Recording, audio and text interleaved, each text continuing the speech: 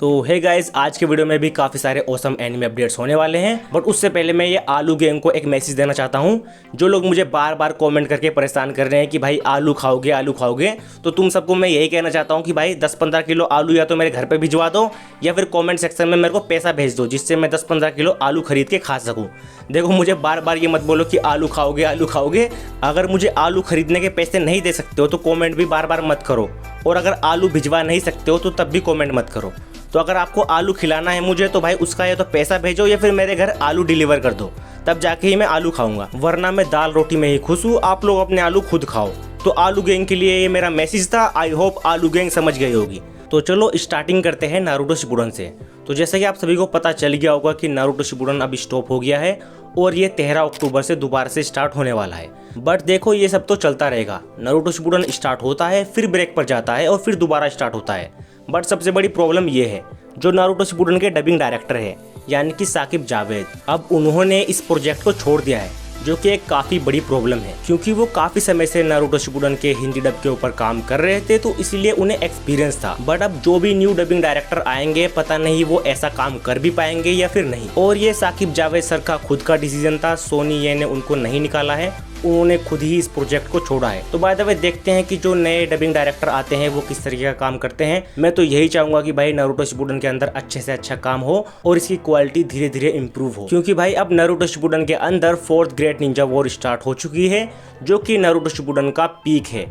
तो इसीलिए हम चाहते हैं कि इसकी डबिंग क्वालिटी और भी ज़्यादा इम्प्रूव हो। एंड हाँ, काफ़ी लोगों का एक ये भी डाउट रहता है कि Saqib Javed sir and Manikant sir की वजह से नारुतो शिपुडन को स्टॉप किया गया है। तो देखो, ऐसा कुछ नहीं है। किसी भी डबिंग रिलेटेड इशू की वजह से नारुतो शिपुडन को स्टॉप नहीं किया गया है, क्योंकि अब से लगभग 2-3 महीने पहले ही लगभग सीजन 15 तक की डबिंग ऑलरेडी कंप्लीट हो चुकी है। तो आप लोग ये टेंशन मत लेना कि भाई ये डबिंग की वजह से स्टॉप हो रहा है। सोनी का जो शेड्यूल है अब वो थोड़ा सा बदल गया है। जहाँ पहले वो मंडे टू फ्राइडे एपिसोड्स दिखाता था, अब वो एवरीडे दिखा रहा है। और जहाँ पहले वो 4-5 सीजन्स को लगातार दिखाता था, अब वो हर एक सीजन दिखाने के बाद एक छोटा सा ब्रेक ले रहा है और खुद ही रिलीज डेट को अनाउंस कर देता है।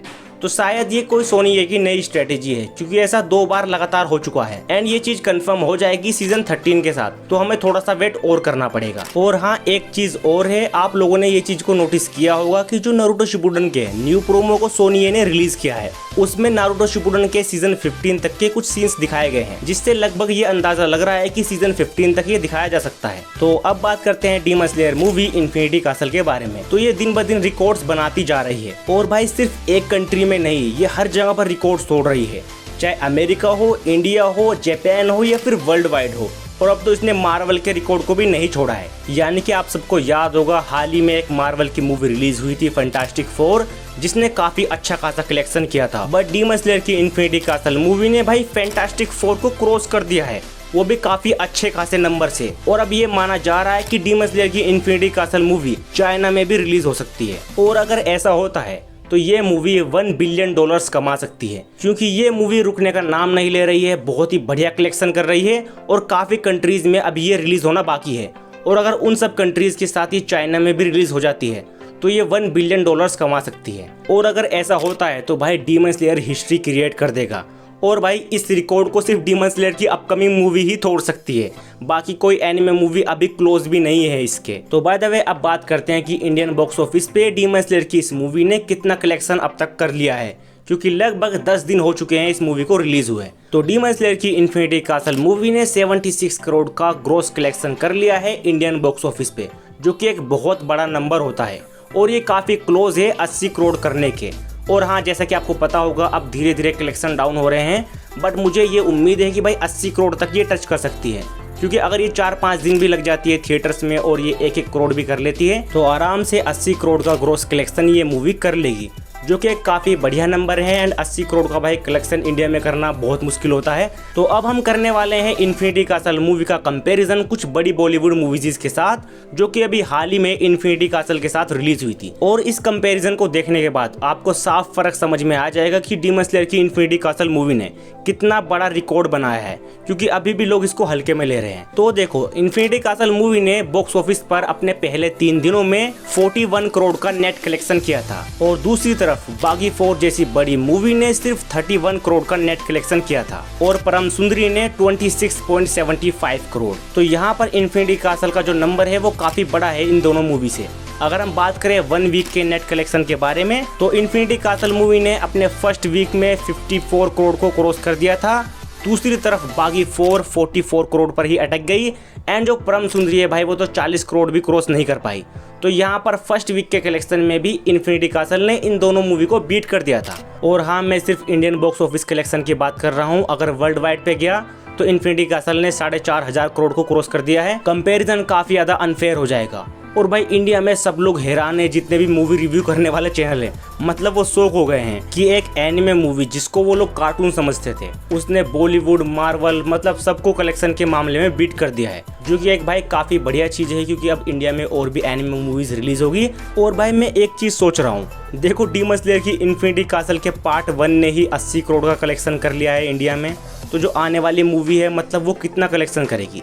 मैं इतना तो श्योर हूँ कि भाई जो सेकंड मूवी आने वाली है वो 100 करोड़ को पार कर देगी एंड जो थर्ड मूवी आएगी भाई उसका मेरे को लगता है लगभग 150 करोड़ तो पार आराम से कर देगी। तो इसका क्रेज़ अब काफ़ी ज़्यादा इंडिया में बढ़ता जा रहा है, जो कि काफ़ी बढ़िया चीज़ है। तो अब बात करते हैं चेनसो मैन की रेज़े मूवी के बारे में, क्योंकि इस मूवी की एडवांस बुकिंग ऑलरेडी स्टार्ट हो गई है, बट ज़्यादातर लोग इस मूवी पर डिस्कशन नहीं कर रहे हैं और इसी वजह से ये मूवी भाई ज़्यादा अच्छा नहीं कर पा रही है। तो मैं यही चाहता हूँ भाई जो भी एनिमे फैन इस मूवी में इंटरेस्टेड है तो एडवांस बुकिंग स्टार्ट हो गई है, आप लोग जाकर इसको ज़रूर देखना। एंड हाँ यार, पता नहीं आपके साथ ऐसा हुआ है या फिर नहीं, बट मेरे यहाँ पर ये 25 सितंबर को रिलीज़ हो रही है, जबकि इसका एक्चुअल रिलीज डेट जो है वो 26 सितंबर है। तो जापान में तो इस मूवी के काफ़ी अच्छे रिव्यूज़ आ रहे हैं एंड ये काफ़ी अच्छा कलेक्शन कर रही है। देखो काफ़ी लोग इस मूवी को इन्फिनिटी कासल के साथ कंपेयर कर रहे हैं, तो ये कंपेरिजन काफ़ी ज़्यादा अनफेयर है क्योंकि जो चेनसो मैन है वो अभी इतना ज़्यादा पॉपुलर नहीं है एंड उसका अभी सिर्फ सीजन 1 ही रिलीज़ हुआ है, तो उस हिसाब से ये काफ़ी अच्छा खासा कलेक्शन कर रही है। बट इंडिया में इसकी हाइप बिल्कुल नहीं है, क्योंकि एक तरफ जहां पर डीमन स्लेयर की इन्फिनिटी कासल मूवी की इंसेन नंबर ऑफ बुकिंग हो रही थी एंड उसका जो इंटरेस्टेड का नंबर है वो लास्ट में जाकर 1 मिलियन को टच कर गया था, बट यहाँ पर चेनसो मैन के साथ केस उल्टा है। अब तक 1 लाख इंटरेस्टेड भी हमको देखने के लिए नहीं मिला है एंड जो एडवांस बुकिंग है वो लगभग 3 दिनों से स्टार्ट हो चुकी है, बट अब तक एक भी थिएटर हाउसफुल मैंने नहीं देखा है। मेरे यहाँ पर सिर्फ एक ही थिएटर की बुकिंग स्टार्ट हुई है और वो भी अभी खाली पड़ा हुआ है, जबकि चेनसो मैन की रेज़े मूवी में हमको कैनन स्टोरी दिखाई जा रही है जो कि सीजन 1 के बाद कंटिन्यू होती है। फिर भी पता नहीं इतना कम रिस्पॉन्स इसको क्यों मिल रहा है। हालांकि मैं चाहता हूँ कि ये मूवी भी बॉक्स ऑफिस पर काफी अच्छा खासा कलेक्शन करे। देखो ये इन्फिनिटी कासल जैसा तो नहीं कर पाएगी, बट अगर ये 10-20 करोड़ का कलेक्शन भी कर लेती है तो ये जुजुत्सु काइसेन 0 और सुजुमे मूवी को बीट करके second highest grossing Japanese anime movie बन जाएगी जो कि इंडिया में रिलीज हुई है। और हाँ, 26 सितंबर को 2 जापानीज एनिमे मूवी एक दूसरे के साथ क्लैश करेगी इंडियन थिएटर्स में, यानी कि शिनचैन वर्सेस चेनसो मैन, क्योंकि दोनों ही मूवीज 26 सितंबर को रिलीज हो रही है। बट हालांकि अगर मैं अपना पर्सनल ओपिनियन बताऊं तो दोनों का ऑडियंस ही काफी ज्यादा डिफरेंट है, क्योंकि चेनसो मैन की मूवी को ए सर्टिफिकेट मिला है, यानी कि वो अडल्ट्स ओनली है। बट अगर हम दूसरी तरफ शिनचैन की मूवी की बात करें तो ज्यादातर उसको बच्चे भी देख सकते हैं, तो इसीलिए मेरे को लगता है दोनों का ऑडियंस थोड़ा सा अलग है, तो कोई ज्यादा फर्क नहीं पड़ेगा। सिर्फ फर्क एक ही चीज में पड़ेगा और वो है स्क्रीनिंग इन दोनों की बट जाएगी आपस में, तो एक दूसरे को थोड़ा सा नुकसान वहां पर हो सकता है। तो अब बात करते हैं कुछ थोड़े बहुत एनिमे अपडेट्स के बारे में, देन उसके बाद वीडियो को खत्म करते हैं। तो पहला अपडेट है हमारा गोस्ट इन द सेल की न्यू मूवी से रिलेटेड, जो कि एनिमे टाइम्स पर अब स्ट्रीम हो रही है हिंदी, तमिल, तेलुगु के साथ। और हाँ, इसका सीजन 1 भी स्ट्रीम हो रहा है, तो आप लोग एनिमे भी देख सकते हो एंड इसकी मूवी भी देख सकते हो, दोनों हिंदी, तमिल, तेलुगु के साथ अवेलेबल है। तो हमारा अगला अपडेट है वन पीस के बारे में। देखो वन पीस ने फिर से एक बार कमाल कर दिया है। जो अभी वन पीस का न्यू एपिसोड रिलीज हुआ था, यानी कि 1144, इसके जो एनिमेशन थे वो तो नेक्स्ट लेवल थे ही। सब लोग बोलते कि भाई इसको ओवर एनिमेट कर देते हैं, मतलब नेक्स्ट लेवल एनिमेशन होता है। बट इसका जो IMDb रेटिंग है भाई वो है 9.9 का, जिस टाइम पर मैं ये वीडियो रिकॉर्ड कर रहा हूँ, जो कि इस साल का सबसे हाईएस्ट रेटेड एपिसोड होगा। और हाँ भाई, एक और चीज़ है, ये तो होना ही था, क्योंकि इस एपिसोड में लूफी फेस करता है 5 एल्डर्स को, और जो लोग वन पीस देखते हैं भाई उनको पता है कि ये क्या ही पीक मोमेंट है। और अब ये वो टाइम है जहाँ पर वन पीस के जो भी नए एपिसोड्स आएंगे उनका IMDb रेटिंग आपको ऐसा ही देखने के लिए मिलेगा, क्योंकि वन पीस अब अपने क्लाइमैक्स की ओर बढ़ रहा है। और हाँ, इसी के साथ मैं अपना भी अपडेट देना चाहता हूँ। मैंने लगभग वन पीस के 990 एपिसोड्स देख लिए हैं एंड मेरे काफ़ी जल्द 1000 एपिसोड्स कंप्लीट होने वाले हैं। मैं वन पीस को काफ़ी समय से देख रहा हूँ, लगभग 8 से 9 महीने हो गए हैं जब से मैं लगातार सिर्फ वन पीस एनीमे ही देख रहा हूँ, क्योंकि मुझे पता है जिस दिन वन पीस रिवील हो गया वो सबसे बड़ा स्पॉइलर होगा उन लोगों के लिए जिन्होंने अब तक वन पीस एनीमे को नहीं देखा है। तो वो स्पॉइलर मैं लेना नहीं चाहता हूँ, इसीलिए मैं जल्द से जल्द वन पीस को कैचअप कर रहा हूँ ताकि मैं स्टोरी के साथ साथ आगे बढ़ सकूँ। तो बाय द वे इसके ऊपर मैं किसी और दिन डिटेल में वीडियो बनाऊंगा। तो अब बात करते हैं क्रंचरोल के एक न्यू हिंदी डब एनिमे के बारे में जो फाइनली स्ट्रीम हो रहा है, जिसका नाम है shoot goal to the future. इस एनिमे के बारे में मैंने आपको काफ़ी पहले ही बता दिया था और ये हिंदी, तमिल, तेलुगु के साथ स्ट्रीम हो रहा है। तो अगर आपको एक स्पोर्ट एनिमे पसंद है तो आप इस एनिमे को ट्राई कर सकते हो।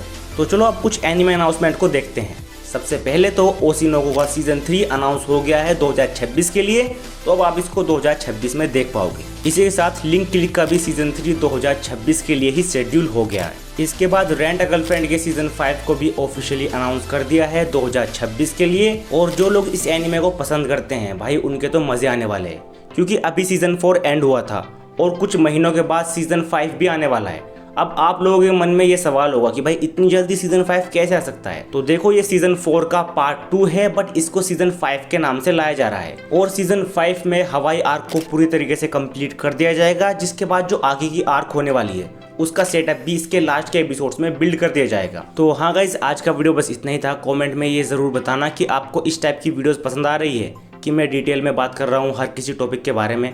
अगर आपको ऐसा कंटेंट पसंद आ रहा है तो भाई कमेंट करके बता देना ताकि मैं और इम्प्रूवमेंट्स कर सकूँ। तो thanks for watching this video. Channel पर आने के लिए शुक्रिया।